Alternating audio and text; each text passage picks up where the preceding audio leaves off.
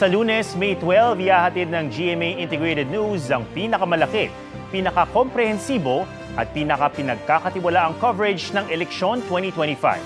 Ang aming magiging buong pwersa, alamin sa report ni Ian Cruz. Ang isa sa pinakaimportanteng araw sa ating mga Pilipino, babantayan at tututukan ng buong pwersa ng GMA Integrated News. Sa May 12, ihatid namin ang pinakamalaki, pinakakomprehensibo at pinagkakatiwalaang eleksyon coverage sa TV, radyo at online. Alas 4 ng madaling araw pa lang ng May 12, mapapanood na ng mahigit 38 milyong manonood sa buong bansa ang eleksyon 2025. The GMA Integrated News coverage. Magpapatuloy yan hanggang sa May 13 kung saan sabay-sabay nating babantayan ang bilangan ng boto sa national at local elections. Ang special broadcast, pangungunahan ng mahigit 800 on-air at online journalists, staff at crew, kabilang ang pinagkakatiwalaang anchors and reporters. Katuwang din namin ang 60 election coverage partners, 7 GMA regional TV stations at 21 radio stations nationwide. Sa tulong ng state-of-the-art equipment at latest media technology, makakaasa ang publiko na bilang mabilis at tama ang ihahatid naming impormasyon, kundi naunawaan din gamit ang cutting-edge graphics.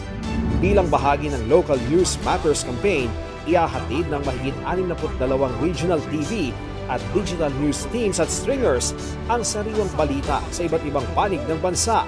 Magkakaroon din ng round-the-clock updates sa website at official social media platforms. Sa radyo naman, katuwang ng Super Radio DZBB ang 20 Super Radio at Barangay FM stations nationwide.